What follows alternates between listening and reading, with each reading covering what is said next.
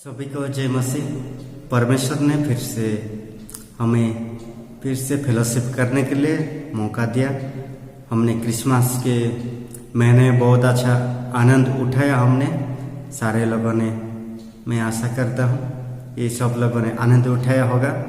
इसलिए कई लोगों को समय नहीं रहा, हमें भी समय नहीं था, इसलिए कुछ दिनों के लिए हमने क्या किया था कि ब्रेक किया था। लेकिन आज से हम शुरू करेंगे परमेश्वर के वचन के हर एक लोगों को दासों के माध्यम से हम लोग सुनेंगे परमेश्वर के वचन को।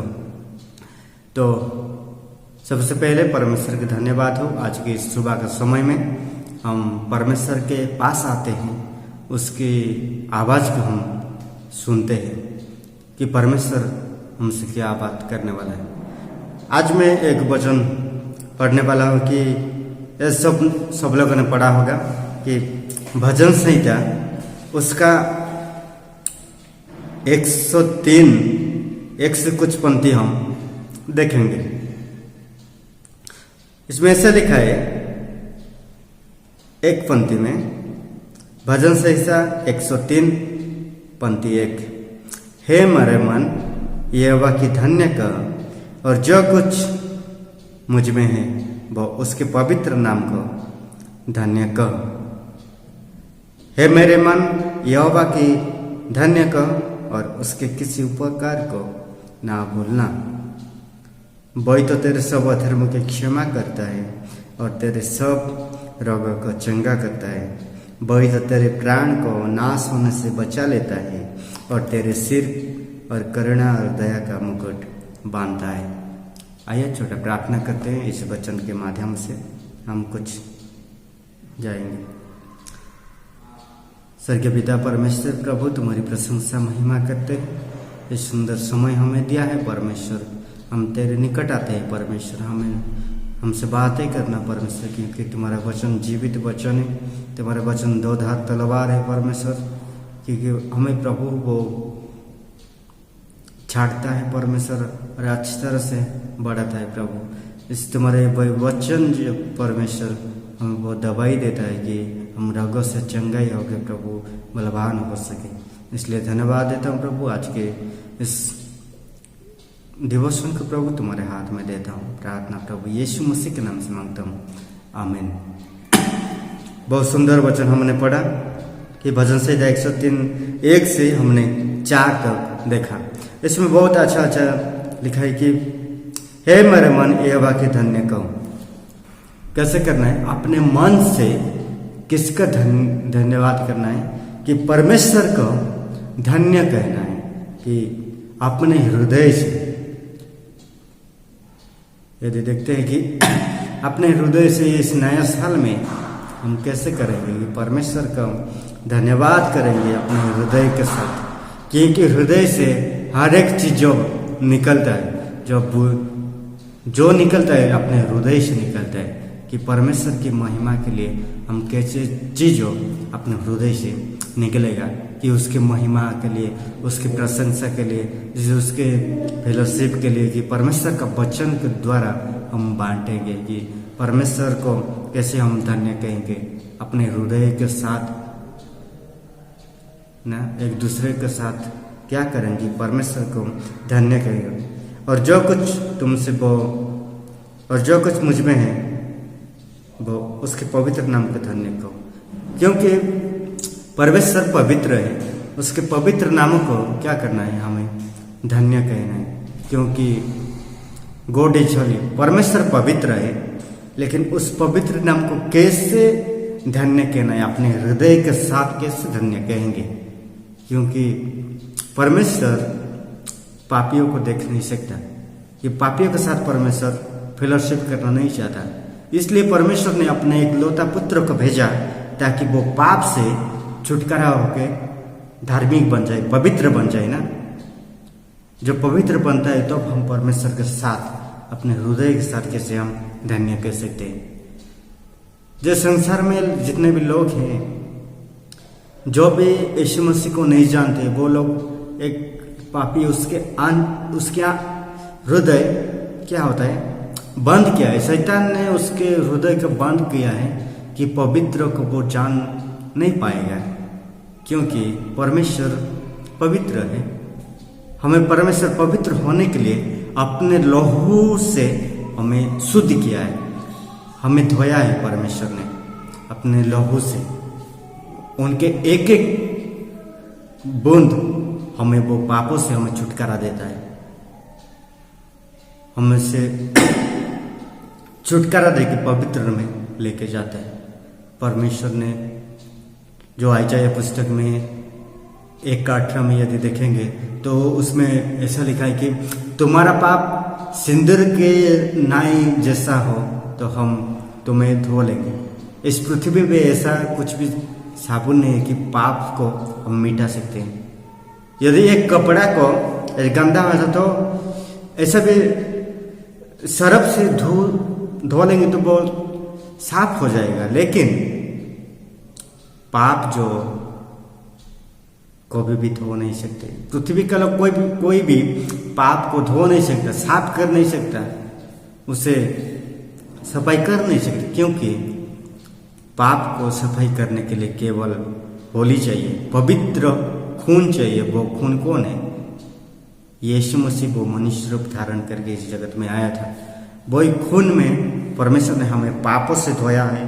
तो अब क्या करते हैं कि पवित्र नाम को हम धन्य कहेंगे, क्योंकि हम धन्यवाद देंगे कि इस साल में परमेश्वर ने हमें पापों से छुटकारा दिया है और मुक्ति दिया है उसके पवित्र खून से। तो भी हम हृदय से क्या करेंगे? उसका धन्य हम कहेंगे। दूसरा पंक्ति में लिखा है, हे मेरे मन यहोवा के धन्य को और उसके किसी उपकार को ना भूलना। परमेश्वर ने जो हमें उपकार दिया है, उसके करुणा किया है कि उसके अनुग्रह से हमें 2023 साल में सारे संकट से, मृत्यु से, हर एक विपत्ति से परमेश्वर ने हमें बचाया। क्यों बचाया? उनके उपकार के वजह से। उनके उपकार के वजह से परमेश्वर ने, उनके भलाई की वजह से परमेश्वर ने हमें क्या किया? छुटकारा दिया, हमें परमेश्वर ने बचाया। नहीं तो कितने लोगों ने 2024 को देख नहीं सका। क्यों देख नहीं सका? परमेश्वर उनके ऊपर अनुग्रह नहीं था। क्योंकि उपकार को हम कभी भी नहीं भूलना चाहिए। परमेश्वर ने हमें कई सारे विपत्ति से, कई सारी समस्या से, कई सारे संकट से, कई सारी बीमारी से परमेश्वर ने हमें बचाया है। इसलिए परमेश्वर को हम धन्य कहेंगे, क्योंकि वही परमेश्वर है जो हमें उपकार करता है। उसको कभी नहीं भूलना चाहिए। हम धन्यवाद देना चाहिए कि 2024 हमें दिखाया है परमेश्वर ने। उसकी महिमा करना चाहिए, उसकी स्तुति करना चाहिए कि परमेश्वर ने हमें इस दिन को दिखाया।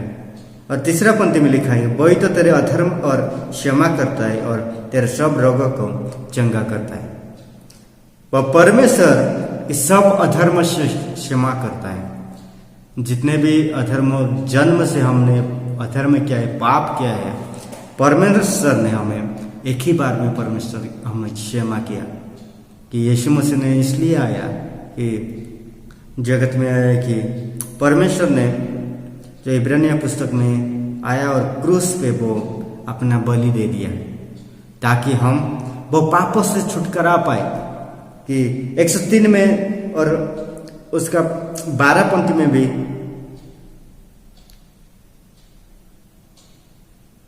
10 पंक्ति में देखते हैं, लिखा है, उसने हमारे पापों के अनुसार हमसे व्यवहार नहीं किया और ना हमारे अधर्म के कामों के अनुसार हमका बदला लिया है। परमेश्वर ने हमें हमारे पापों के अनुसार हमें क्या किया? व्यवहार नहीं किया। मतलब पाप से, यदि पाप का दंड क्या था? मृत्यु था, मौत। मरने के बाद क्या होता है? एक आदमी जो अविश्वासी, वो आग के झील में डाला जाएगा आखिरी दिन में। लेकिन परमेश्वर ने हमें नरक से हमें बचाया। क्यों बचाया? हमें अपने पापों के कामों के जो अनुसार व्यवहार नहीं किया, लेकिन वो पापों से हमें छुटकारा देके क्या किया कि परमेश्वर ने उनके अनुग्रह का सिंहासन के पास हमें बिठाया। उनके अनुग्रह से हमें उपकार किया, ताकि हम पापों से छुटकारा पा सके। परमेश्वर ने इस जगत में आया और वर्तमान पापों से ही हमें नहीं किया, अतीत के पापों से हमें छुटकारा नहीं दिया, लेकिन वर्तमान, अतीत और भविष्य में जो पाप करेंगे वो सारे पापों के लिए परमेश्वर ने कि क्रूस पे अपना वो पवित्र खून से हमें क्षमा किया, ताकि परमेश्वर एक बार क्षमा किया तो हम शुद्ध हो गए। कितना अद्भुत बात है कि परमेश्वर ने हमें क्षमा किया है, इसलिए परमेश्वर की हम महिमा करते, उसकी आराधना करते हैं। और चौथा पंक्ति में लिखा है, वही तो तेरे प्राण को नाश होने से बचा लेता है और तेरे सिर और करुणा और दया का मुकुट बांधता है। परमेश्वर ने हमें अपना प्राण को नाश होने से बचा लेता है, इसलिए हम सुसमाचार बांटते हैं ना, जो कि हम अपना प्राण को बचा लेने के लिए, अपना प्राण नहीं, हम दूसरा प्राण को भी बचा लेते, लेकिन हम नहीं बचाते, लेकिन परमेश्वर उनका प्राण को बचाता है। लेकिन हम एक माध्यम होता है, एक ट्रैक्स के माध्यम से या परमेश्वर के वचन के माध्यम से दूसरों को बोलते हैं, तो भी परमेश्वर क्या करता है कि उनका प्राण को बचाता है।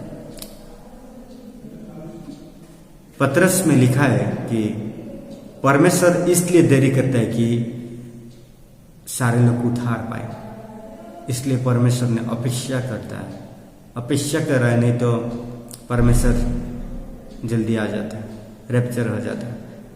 कि परमेश्वर एक आदमी नाश होने के लिए नहीं चाहता है, इसलिए परमेश्वर ने मौका देता है एक आदमी को कि वो उद्धार पाए बोल के ना। इसलिए परमेश्वर ने उनके करुणा और दया हमें क्या करता है, दया का मुकुट बांधता है, ताकि वो एक आदमी क्या हो कि नाश ना हो, उद्धार पाए और स्वर्ग राज्य में जाए। इसलिए परमेश्वर ने इस धरती में आया और एक मार्ग दिखाया। प्रभु इस वचन के माध्यम से हम सबको आशीष दें। सबको जय मसीह।